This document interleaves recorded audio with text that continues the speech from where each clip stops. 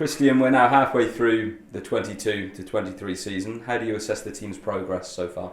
Well, look, we've been really pleased with the progress on the pitch and off the pitch for that matter. I think if you consider obviously a new club in the Championship, we've had to go through some transition, both obviously in terms of our playing squad adapting to the new league, and then also obviously we've had a change of head coach within that period. I think for us to have continually kept progressing on the pitch with our performances and our results, I think obviously it's really pleasing. I think there's got to be a lot of credit to Tony and the backroom staff and the support team to be able to obviously provide the right provision for the players to get them in a position where they've been able to perform, almost week in, week out. 1 year ago this month, we lost 6-0 to Bolton Wanderers in League One. How do you reflect on 2022 in its entirety? Yeah, I think reflection is a really important part, because you want to try to assess, certainly the decisions that you're undertaking, decisions that you're part of, which ones we've made well, which ones we think we could improve on, which ones do we not want to repeat, what are the things that we'd like to repeat that have been positive. But it's also really difficult to find that reflection time. You have a long drawn out season with the playoff final, which obviously was fantastic. That will certainly be a memory for me and my family in terms of the type of day that was, the type of weekend it was, and obviously what it meant to Sunderland supporters and obviously everyone involved in the football club.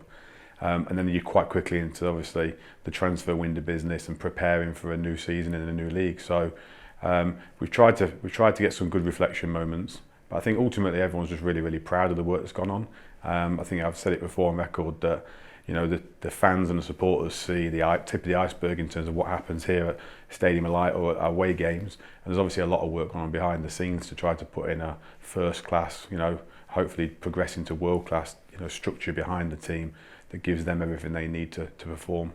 Promotion aside, is there one aspect of 2022 which you're particularly proud of? As you said, it was a year of immense progress, but there seems to be such a togetherness between the club and the fans on and off the pitch. You look at the average age of the squad the other day too, and you can see the transition that the squad has made in the past 2 years as well. Is there one aspect that you're particularly proud of so far?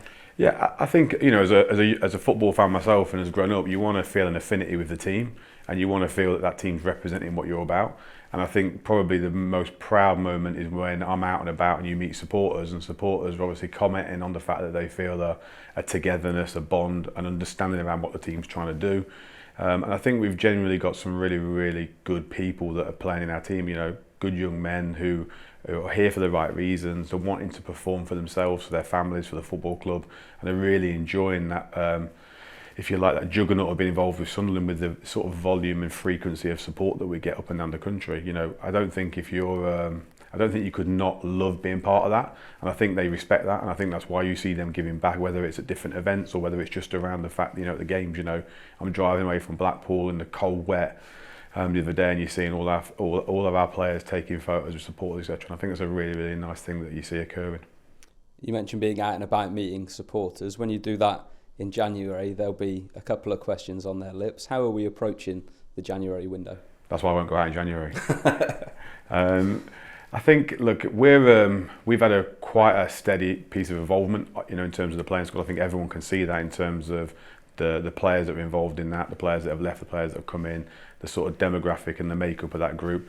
Obviously, we're really proud that we've got a really young group in general, if you like. We've got some good young players. We've got some really top senior pros in that dressing room as well, which I think makes a nice compliment. And what we've got to try to do now is we've got to try to improve that team window on window. That obviously becomes more difficult because I think everyone sees the qualities in our team, and not only the quality, they see the potential in a lot of our players to improve and get better, and therefore finding talent which is going to come in front of that, if you like, in the team is going to be a hard piece of work for us to do. But it's certainly around quality rather than quantity, and we're looking at the January window and the summer window together really to make sure that we can identify the right targets that are the right deals for our football club that are going to come in and obviously improve the team. There's a necessity at the minute to obviously try to improve on our week-to-week performances. We're in a really good spot in the league. We certainly don't want to put a ceiling on what we can achieve this season, but we're also realistic, I think, in terms of where we think we can improve and at what stage and at what time that's going to happen. A lot of players perhaps haven't been involved as much as they'd have hoped, either through injury or different circumstances during the first part of the season. A lot of those are young, exciting players that we have seen come into the team over the festive period. Does that give you great confidence that we do have that depth there, injuries aside? Yes, certainly. I think we've taken some young players from different leagues, different continents, think you've got to give them a little bit of an opportunity to acclimatise themselves around the culture, the environment, and what we want to try to do is integrate them into the team. And it's getting the balance between developing young players and having a team that obviously is competitive, that win games, which is a really, really difficult conundrum sometimes to achieve. And I think we're really, really pleased with Tony and the staff at the minute, whereby we've seen those players be involved in the games. They've been involved in important games, important victories, important moments. And what we've got to try to do with those younger ones is try to obviously give them more opportunity. But they've also got to be driving the standard, and they've also got to be earning the right to get in the team. And whilst we want to be open door, if you like, to those players getting an opportunity, that they have to be training and working at the level to obviously knock somebody else out of what has been a very, very good team. Have those January plans changed due to Ellis Sims' departure in terms of him being recalled by Everton? Yeah, I think when you've got loan players in your squad, you've got to have contingencies to ensure that obviously if things like where Ellis has gone back to Everton occur, then obviously you're in a good spot. We've had those contingency plans, in operation, if you like, for the first half of the season. And what we've now got to try to do is make the right choices to try to ensure that we've got as strong a squad as we went into January to go out, if not obviously stronger. So it's obviously disappointing. I think Ellis really, really enjoyed his time with us. Speaking to him when he left, I think he was, strange because he's bitterly disappointed to be going back, but he's going back to participate and play within a Premier League team. So for him, we're really, really pleased because he came to Sunderland when he had options to go elsewhere. He's really bought into everything about Sunderland. I think he's really also enjoyed obviously our behind the scenes work trying to develop his game and improve, and I think he respects that. And I think if there's an opportunity for Ellis to come back, then obviously that's something we're open to. And obviously the situation at Everton whereby he's obviously played means that through the two club rule that he can only play for us or Everton moving forward. So it's going to be an interesting conversation maybe at some point in January on whether that's a possibility. Ahmad has also been in fine form. He seems to be stealing the hearts of Sunderland fans everywhere. Could we see Manchester United recall him this window? Well, I mean, obviously, it's Manchester United have an option on that up to a certain date. All the feedback from them so far is they've just been delighted with obviously how it's gone for him here, how we've treated him, how he's performed. Obviously, he's come off the back of a loan, which I think was genuinely accepted. It wasn't as successful for him. So I'm sure that Man United fully respect the fact that it's a really good sweet spot, isn't it, at the minute? And everything at the minute is geared up for him to stay with us to the end of the season. Ross Stewart has also been linked with a move away from the club. What is the latest with his contract situation? I think firstly it's important to say that we're really dedicated and been proactive trying to get Ross to obviously sign a new contract, and everyone here is geared up to make that happen, and we feel that's the right outcome. I think certainly if you look on the pitch, his performances, his desire to get back from injury show that he's 100% committed to Sunderland.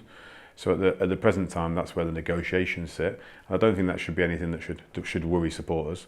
I'd like to think that our track record since we've been at the football club has been something that the fans can trust. I think at the present time we've got players that are talented players contracted for substantial periods of time, which fully protects the club. There's one or two players that are coming to the end of their sort of natural contract this summer, and they've got certain clauses in there which mean they roll over into the next year. So from our perspective, we feel really comfortable with the position, but we also want to try to make sure that when we've got high profile players like Ross, that we get them tied down for the appropriate amount of time. Moving away from the first team, Robin Nichols joined us from Southampton in December as our new head of academy. An exciting time to be part of our youth development programme. Yeah, certainly our academy programme is going from strength to strength behind the scenes. I think obviously it was well documented that we were a little bit behind the curve in terms of some of the work that was going on, some of the people in the right places, the structure, etc. And all the staff have been done some incredible work really without that leader in post to keep the programme moving forward. But obviously naturally putting Robin in place finalises our football structure, and it's our final person to come into that football management team. And Robin's had a really, really good start. He's really understood where we're at. I think he's quite quickly come to terms with what Sunderland is and obviously where he thinks he can add value, and we're really, really looking forward to working with him. Some real successes, isn't there, in the academy this season? I know people will naturally look at the 21s and the 18s. The 18s, of course, are top of their league, but lots of young players involved at international level with England as well. Yeah, I mean, look, we're really, really pleased with the sort of on-pitch performances of some of the groups. I think naturally, in a player progression model, what's been more pleasing is the number of younger players that have played up an age group who have been exposed to different things. We've had some really young players in and around the first team games that supporters may or may not have seen. Obviously, there's been some more documented ones where they've been on the team sheet, but we've also had, when we've warmed up at the stadium, like players around the team and understanding what it is to play for Sunderland, that as they start getting closer to obviously being able to turn out for the team, they're not going to be surprised by anything that happens on a match day. They're not going to be anything's going to take them back, and hopefully that's going to make that a more seamless transition for them.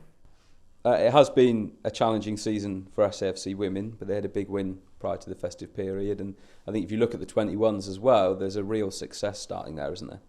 Yeah, look, it was a really comprehensive win for them, and I appreciate results have not been on a week-to-week basis as pleasing as what we'd like. I think it's a really, really difficult transition that we've undertaken moving through the leagues.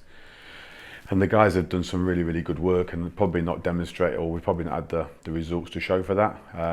Behind the scenes, there's loads of investment gone into supporting the women's team with the under-21 group, and that's continued all the way through to the new year. And hopefully we're in a real strong position now where you've got that infrastructure behind the group that they can really obviously kick on.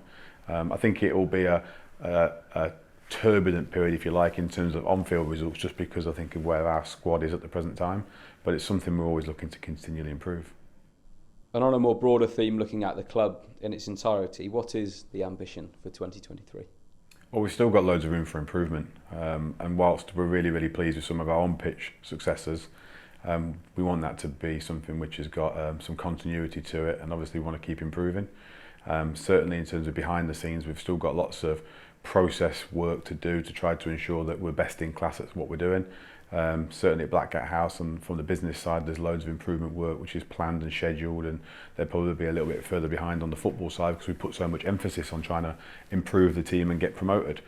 But certainly, we're laser focused on improving, and I don't think that will stop for the next few years. I think that's something that obviously for us is a real focal point, and something which everybody's geared up to trying to be involved in behind the scenes, and hopefully people will see that in all facets of the football club.